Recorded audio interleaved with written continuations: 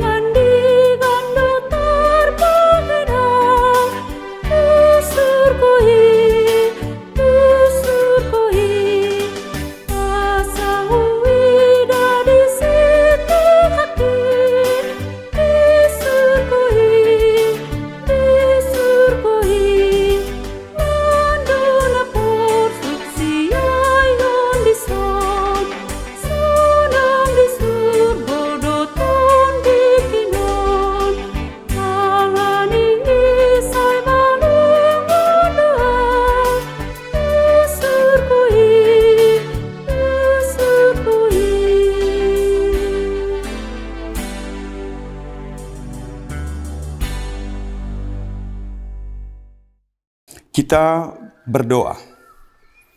Ya Tuhan Allah, terima kasih ya Bapa, ketika kami juga boleh mendengarkan firman-Mu pada pagi hari ini. Tuhan, biarkanlah kami mempergunakan firman-Mu pada pagi hari ini sebagai bekal di dalam kehidupan kami untuk menuntun langkah-langkah kami di dalam kami melakukan kegiatan kami dalam pekerjaan dan dimanapun kami berada. Di dalam nama Tuhan Yesus kami berdoa dan mengucap syukur. Amin. Firman Allah yang menyapa kita pada pagi hari ini diambil dari Roma 2 ayat yang ke-29. Demikian dikatakan, tetapi orang Yahudi sejati ialah dia yang tidak nampak keyahudiannya, dan sunat ialah sunat di dalam hati secara rohani, bukan secara hurufiah. Maka pujian baginya datang bukan dari manusia, melainkan dari Allah. Saudara-saudara, mari kita mengerti tentang apakah sunat. Sunat adalah pencabutan kulit katan pada anak kelamin laki-laki melalui proses bedah.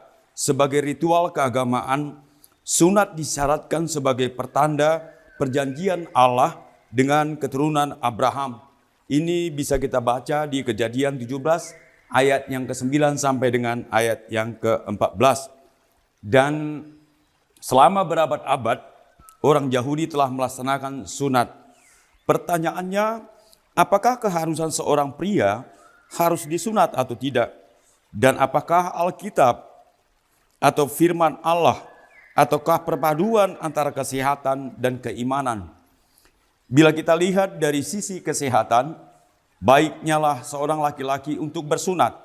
Tetapi menurut Alkitab, orang Kristen sudah lagi tidak di bawah hukum perjanjian lama.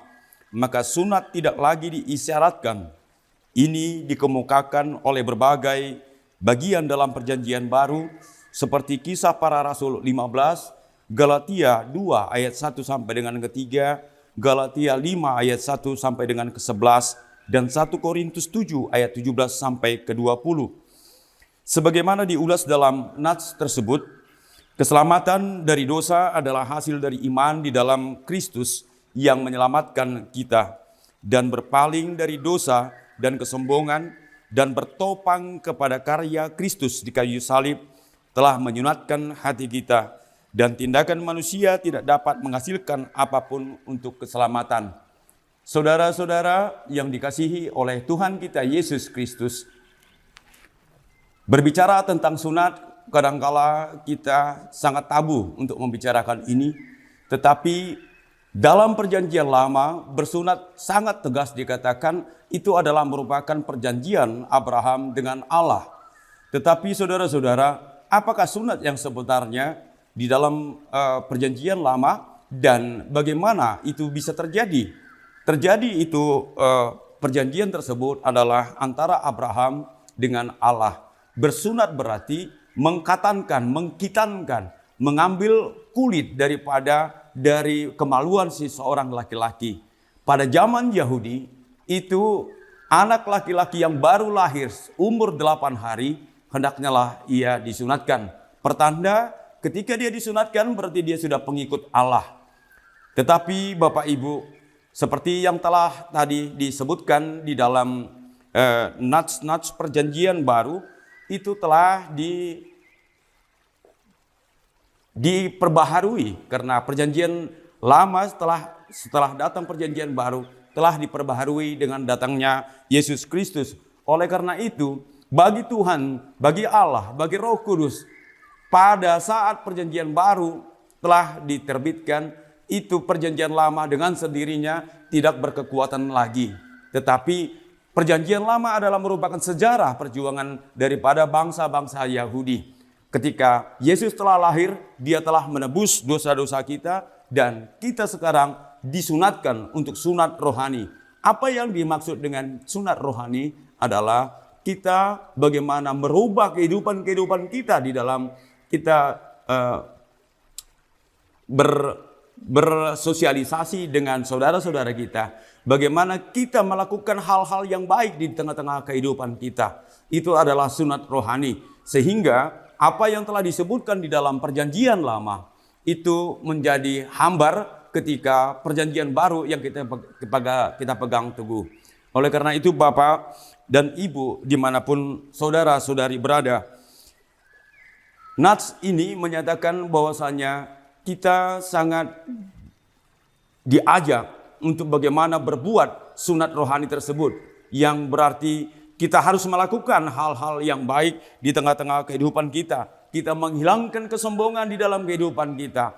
Kita berbuat sesuai dengan apa yang dikatakan oleh firman Allah, supaya kita melakukan hal-hal yang baik di dalam kehidupan kita. Bertindak sebagai anak-anak Allah, anak-anak Tuhan Yesus, atau boleh kita katakan bekerjalah dengan Roh Kudus. Ketika Roh Kudus sudah bekerja di dalam diri kita, bahwasanya kita ini adalah melakukan firman Allah. Karena kita boleh selamat, kita boleh berbahagia pada saat hari ini, pada pagi hari ini. Karena apa? Roh Allah telah bekerja dan bekerja di tengah-tengah diri kita. Oleh karena itu, firman Allah mengingatkan bagi kita, dimanapun kita berada sekarang, marilah berbuat dengan sunat rohani, bukan sunat fisik seperti yang dikatakan oleh perjanjian lama. Tetapi pertanyaannya, apakah sunat itu sangat diperlukan untuk kesehatan? Ya, bila saudara-saudari bersunat, berarti Anda adalah mengedepankan kesehatan. Tetapi firman Allah di dalam Alkitab ini mengatakan bahwasanya saudara sunat atau tidak adalah sama di hadapan Allah. Oleh karena itu, berangkatlah dari kesederhanaan kita. Berangkatlah dari firman Allah yang selalu mengajak kita untuk selalu berbuat yang baik, untuk selalu melakukan hal-hal yang lebih positif di tengah-tengah kehidupan kita. Sunat rohani berarti kita mampu merubah diri kita dari kehidupan lama menjadi kehidupan yang baru. Oleh karena itu, ketika kita sudah mempunyai kehidupan yang baru, berarti kita harus melakukan hal-hal yang baik di dalam kehidupan kita. Saudara-saudara, marilah berkarya dan Tuhan Allah memberkati Bapak, Ibu, dan adik-adik saya dimanapun saudara-saudara berkarya. Tuhan Yesus memberkati. Amin. Kita berdoa. Terima kasih Tuhan atas firman yang singkat ini menjadi bekal di dalam kehidupan kami untuk berkarya. Biarlah Tuhan sunat rohani yang akan menjadi pedoman di dalam kehidupan kami. Bapa, tolonglah bantu kami, terutama bagi saudara-saudara kami dan orang tua kami yang sudah lansia. Kami serahkan ke dalam tangan pengasihan-Mu Tuhan. Engkau berkatin mereka di tengah-tengah ujur daripada usia mereka. Kami yakin dan percaya ketika Tuhan yang meneguhkan hati dan pikiran mereka. Apapun yang mereka perbuat, apapun yang mereka lakukan bersumber dari Tuhan. Oleh karena itu Tuhan, anak-anak kami, remaja Nabose Bulung, dimanapun mereka berada, kalaupun mereka menuntut ilmu di dalam perkuliahan, sekolah, ataupun yang lainnya, Tuhan Engkau berkati mereka, berikan kepintaran sama mereka. Dan anak-anak kami yang belum dapat pekerjaan, kami serahkan dalam tangan pengasihan-Mu Tuhan. Engkau berkatin mereka Tuhan di atas usaha mereka. Kiranya Tuhan berkarya di tengah-tengah kehidupan kami, agar kami mampu menjadi garam dan terang bagi sekeliling kami, bagi semua umat manusia di tengah-tengah muka bumi ini. Inilah doa dan permohonan kami ya Bapa, yang kami naikkan di dalam nama anak-Mu Tuhan Yesus Kristus. Kami mengucap syukur dan berdoa. Amin. Saudara-saudari, berangkatlah dalam damai sukacita yang dari Tuhan Yesus Kristus. Kiranya Roh Kudus selalu membantu kita, membukakan hati dan pikiran kita untuk selalu berkarya sebagai anak-anak Tuhan. Shalom.